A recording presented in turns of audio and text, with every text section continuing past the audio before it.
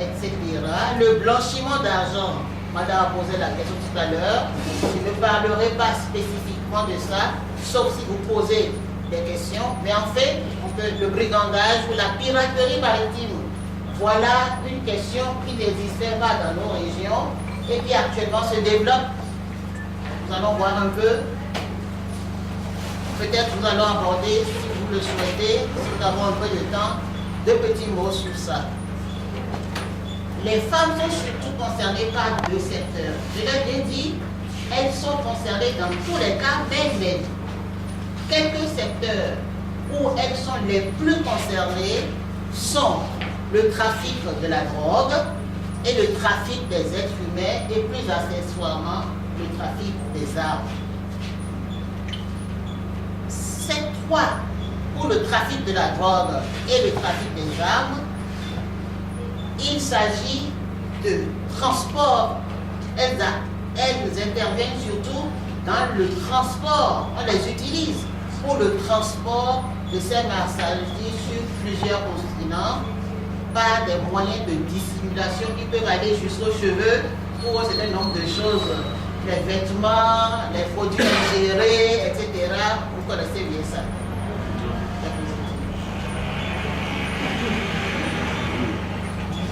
Malheureusement, ces trafics ont une incidence sur notre économie et sur nos économies, je devrais dire, parce que nous ne parlons pas seulement pour le Bénin, nous parlons pour tous nos pays de la sous-région. Et il ne faut pas stigmatiser le Bénin, parce que quand je disais ça quelque part, quelqu'un m'a dit oui, mais nous sommes pessimistes, nous noircissons la situation du Bénin. Non, nous ne noircissons pas la situation du Bénin, on n'en parle peut-être pas, nous ne connaissons pas, on va revenir là-dessus. C'est dans tous nos pays et plus particulièrement au Bénin, et ce trafic malheureusement ralentit l'atteinte des objectifs de développement, en particulier sur les besoins sociaux de base. Vous avez parlé des centres de santé tout à l'heure, nous aurons l'occasion de revenir là-dessus. Nous intéresserons plus particulièrement, je le disais, au trafic de drogue et au transport, au trafic des êtres humains. Ces trafics, c'est valable pour ces deux secteurs, mais c'est valable aussi pour le reste, se développent à la faveur de la faiblesse de nos dispositifs de surveillance et de contrôle dans nos États. Nos frontières sont des passoires. Tout le monde vient. N'importe qui s'installe. N'importe qui fait ce qu'il veut. Et ça, c'est devenu un grand problème à l'interne, mais surtout les autres ont compris. Et quand ils veulent s'installer pour leurs activités, le Bénin, entre autres, est un pays privilégié parce qu'ils savent très bien qu'ils peuvent passer, entrer, sortir et développer des activités sans que personne, je dis bien personne, les inquiète. Deuxième facteur, la corruption est endémique. Excusez-moi le terme, mais c'est une réalité. C'est dommage, c'est un constat. Nous ne jugeons pas, nous faisons un constat. La corruption est endémique dans nos pays. Ce n'est pas le Bénin seul, mais nous ne devons pas nous calquer aux autres, justement à cause des conséquences sur nos populations.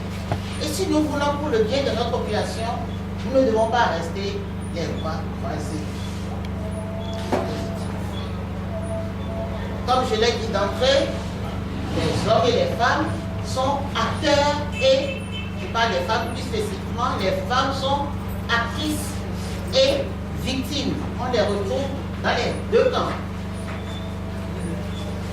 Pour vous donner un peu quelques chiffres, l'état des lieux. En Afrique de l'Ouest, et nous avons la conférence nationale ici au Bénin, on a voulu mettre en place des systèmes de gouvernance qui donnent plus de liberté à la population. Malheureusement, cette période a été également marquée par des crises politiques et des foyers de tension qui après se sont transformés en guerre. Nous, jusqu'à présent, on n'a pas encore la guerre, mais on n'en est pas loin. Il faut rester vigilant dans certains pays et ça a favorisé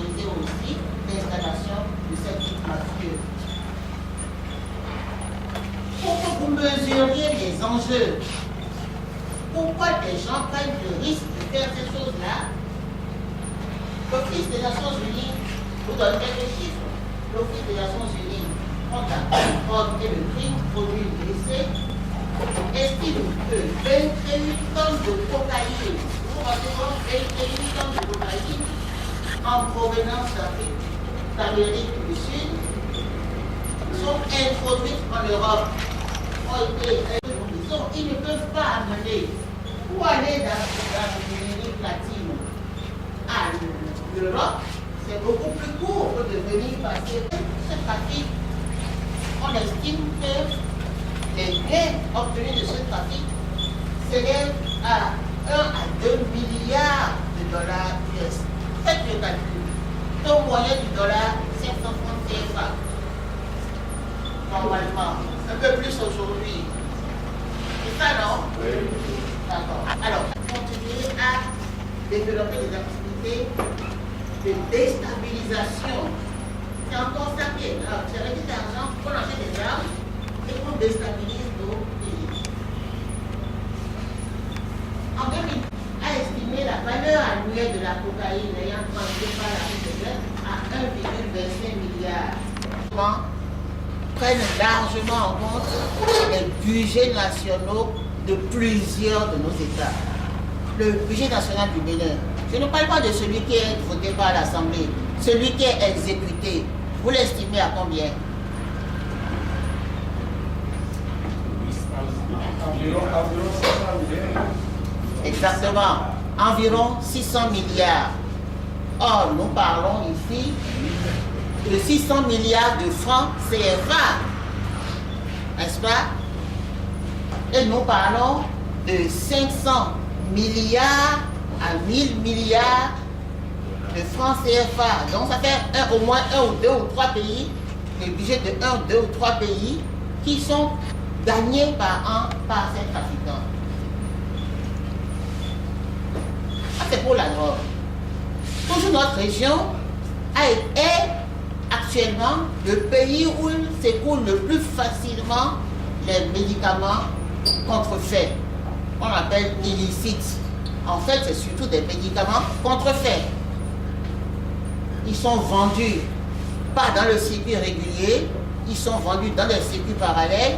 C'est pour ça qu'on les appelle illicites. Mais en fait, on devrait les appeler les médicaments contrefaits, et en particulier les psychotropes,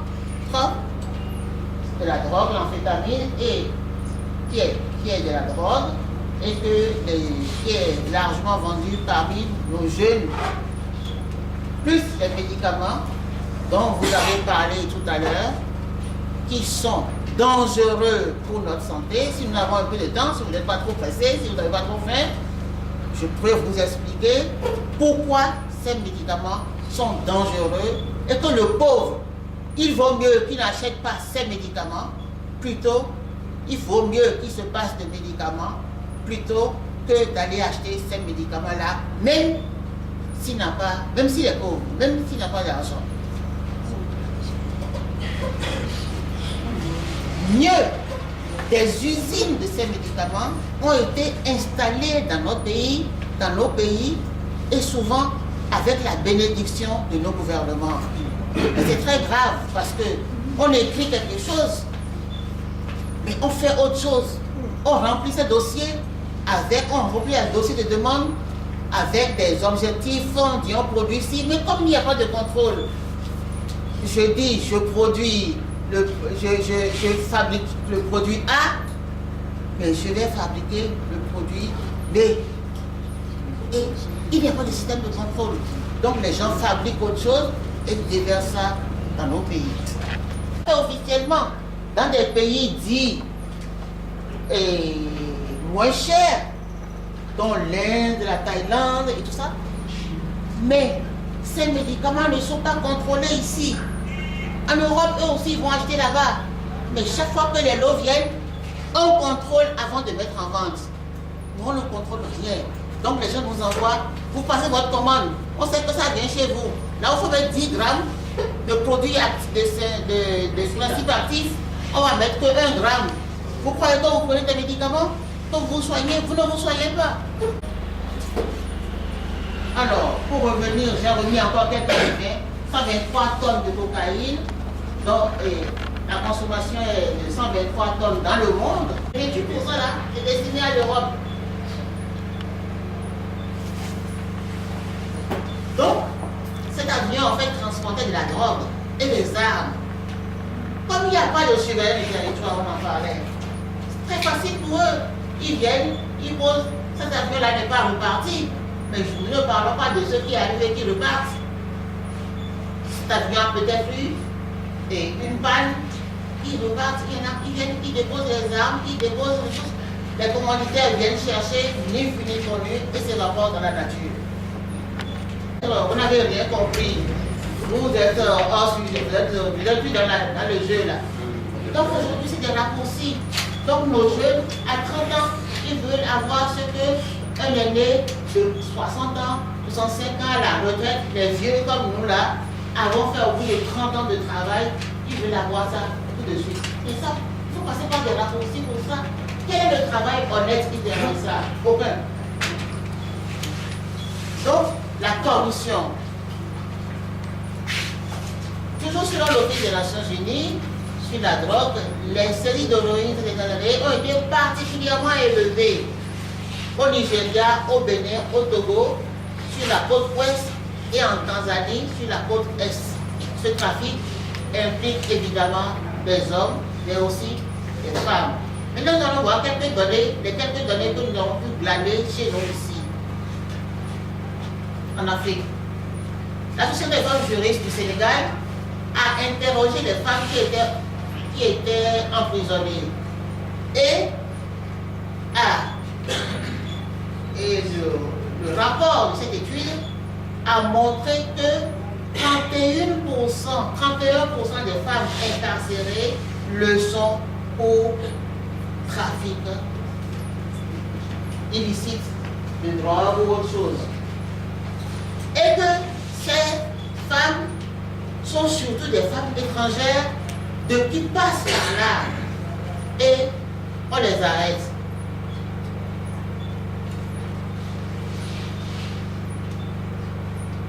« 42% de ces femmes sont d'origine étrangère. » Vous voyez, non? Cette dame sont d'origine étrangère. Au Bénin, une étude que nous avons faite à l'Institut en 2013 sur la situation carcérale des femmes a montré que 36% des femmes le sont pour abus de confiance. Ça veut dire qu'on les a trompées dans une affaire et souvent, malheureusement chez nous, elles ne disent pas tout. On a pu déterminer que 3% seulement qui étaient en prison pour trafic de drogue. Alors, on a dit 32% au Sénégal, 3% au Bénin. Vous en déduisez, je suppose, qu'il y a moins de trafic au Bénin. Mais ce n'est peut-être pas la bonne analyse. Quelle meilleure surveillance au Sénégal? Il y a de surveillance au Bénin. Nos systèmes de surveillance de nos aéroports, de nos frontières, de nos côtes ne permettent pas d'appréhender un nombre important. Alors que au Sénégal, et c'est vrai, au Sénégal, les choses sont beaucoup plus rigoureuses. Donc parfois, nous, de nos pays-là, on se fait coincer dans les aéroports sur des petites choses parce qu'on vous dit tout de suite, ah, ici, là, on ne tolère pas ça. Alors que chez nous, c'est monnaie courante. L'autre jour, je suis parti, je ramenais des plantes. On a pris mes plantes à l'aéroport. Parce qu'on a dit, ah, vous ne pouvez pas, parce que vous n'avez pas pris l'autorisation pour sortir cette plante-là, pourtant, je n'avais plus que 2 moutures. Imaginez 2 moutures en bagage à main que je devais porter parce que c'est une plante que nous ne trouvons pas beaucoup ici et qui n'est pas de notre région ici, mais que je souhaitais emmener pour la maison, décorer ma maison. Eh bien, on m'a dit, il ne faut pas sortir avec. Ce n'est pas autorisé. Il faut l'autorisation. Quelqu'un parlait de coupage de bois là, ce matin. Mais c'est dans le même ordre d'idée. Donc, vous voyez, nous, on permet tout, on autorise tout, on ne surveille rien. Cette phrase-là, je vais le dire longtemps, hein, je vais le dire beaucoup. C'est pour vous ancrer dans vos termes. Vous êtes tous des responsables ici. Ça commence par la base. avant de remonter au sommet. Si la base résiste, le sommet va essayer de se corriger. Si nous ne disons rien, le sommet peut aller jusque lui ou lui faciliter les choses, il va continuer et il n'y a pas de souci.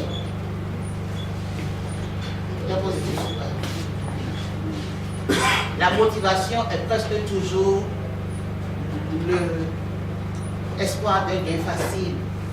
Comme je disais, vite arriver, gravir les échelons rapidement. Et les femmes sont particulièrement faciles à avoir sur ça.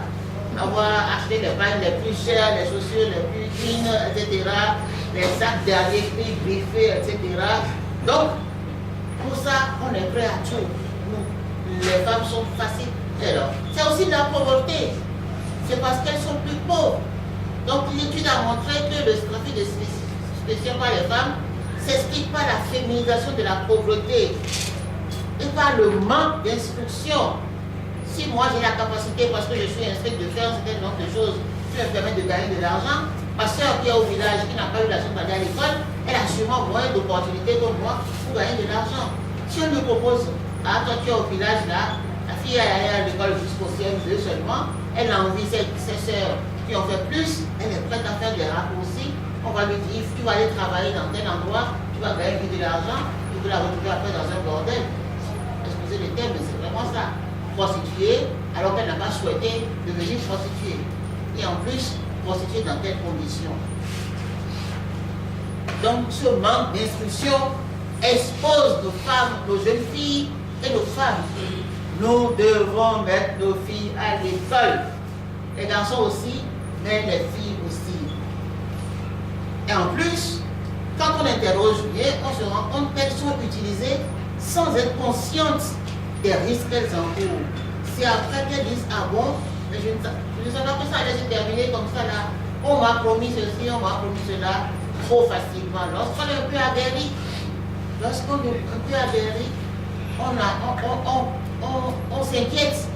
Et parfois les parents aussi se laissent facilement embobiner en disant, j'ai emmené la fille, elle va faire ceci, elle va faire cela, moi je suis là-bas, ah, tu as vu comment j'ai réussi, non, il va revenir, je vais lui montrer le chemin, etc. Autrefois, nos parents faisaient ça, sans que les enfants prennent de risques. Mais aujourd'hui, c'est terminé. Pour résumer, on peut dire que le trafic de drogue est l'un des CTO qui implique le plus souvent les femmes comme actrices et comme victimes. Ceci à la faveur de la pauvreté et de l'espoir de gain facile. Maintenant, nous allons voir comment se présente la situation de la traite des êtres humains dans nos régions. Alors, la traite des êtres humains, qu'est-ce qu'on appelle comme ça? C'est le recrutement. Vous retenez bien. Le transport. Donc, si vous transportez, c'est pareil. L'hébergement, l'accueil de personnes sous la menace, le recours à la force ou à l'enlèvement. Ça comprend aussi l'exploitation pour des fins de prostitution ou toute forme d'exploitation sexuelle. Ça comprend aussi le travail forcé aux filles qui vont dans les pays arabes, en Arabie Saoudite et tout ça là, pour aller faire le bonnes. De temps en temps, on a dans l'actualité, mais c'est beaucoup plus que vous ne croyez. Et malheureusement, beaucoup ne reviennent pas. Le service forcé, l'esclavage, le prélèvement d'organes. Oui, aujourd'hui, ça se développe de plus en plus parce que la médecine a beaucoup avancé dans ce domaine-là et qu'on a besoin des organes d'êtres humains pour remplacer les organes maintenant. Et comme chez nous, les gens sont facilement, on kidnappe les enfants, on va les tuer quelque part, on leur retire un rein, on leur retire le cœur, on dit on a tué quelqu'un, on a retrouvé le corps, on a levé le rein, on a retrouvé le cœur, mais c'est pour aller transplanter à d'autres personnes. Ce n'est plus pour faire des fétiches comme avant. Aujourd'hui, c'est le trafic d'organes pour des fins économiques, pour des fins de santé. Et dans ce domaine, les femmes sont encore les plus concernées. La traite des personnes est considérée comme l'une des trois activités illégales les plus importantes en termes de profit. C'est l'une des activités qui rapporte le plus. Si vous faites de l'agriculture, vous ne gagnerez jamais autant d'argent. Si vous faites le médecin, vous ne gagnerez jamais autant d'argent. Vous êtes professeur, vous ne gagnerez jamais autant d'argent, etc., etc. Donc les trois activités, vous vendez des pailles, vous vendez des produits tout ce que vous faites, vous ne gagnerez jamais autant d'argent que dans ces trois. Et le trafic d'êtres humains, les trois, c'est le trafic de drogue, la traite des êtres humains et le trafic des armes. En Afrique de l'Ouest, ce trafic d'êtres humains rapporterait entre 152 et 228 millions de dollars US par an. C'est pas négligeable non plus. Sans compter, mais on doit chiffrer malheureusement la déperdition, le nombre de personnes, on ne sait pas. La déperdition de Bravali pour nos pays, on ne sait pas.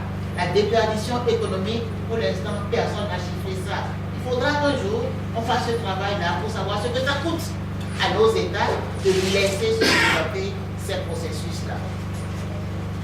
Dans ce contexte de pauvreté, les réseaux criminels exploitent la misère humaine en encadrant des voyages entiers de migrants vers l'extérieur, en particulier l'Europe.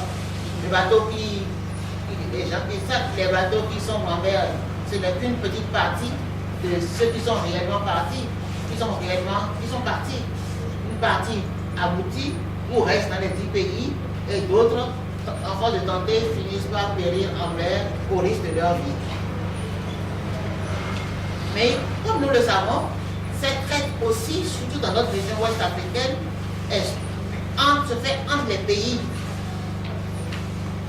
Or, cette traite, enracinée dans le contexte de pauvreté et des conditions socio-économiques défavorables, touche les catégories sociales les plus fragilisées, on l'a dit. Elle prend communément la forme de recrutement et forcé d'enfants, de jeunes filles, de femmes, au fait d'exploitation. Nous allons parler d'exploitation sexuelle, maintenant nous allons parler de l'exploitation économique. Là, c'est surtout les enfants. C'est un trafic intra-régional. Donc, du Bénin au Togo, Gabon, et Côte d'Ivoire. Je parle de ceux qui partent de chez nous ici. Et il y en a de l'autre sens aussi. Du Niger, du Burkina, etc. Donc, c'est un trafic transfrontalier pour servir dans l'agriculture, la pêche, la mendicité. Le Bénin, le Burkina Faso, la Guinée-Bissau, la Guinée-Conakry, le Ghana, le Mali, le Niger et le Togo sont les principaux pays à partir desquels les enfants travailleurs sont acheminés vers les centres urbains et les sites agricoles d'autres localités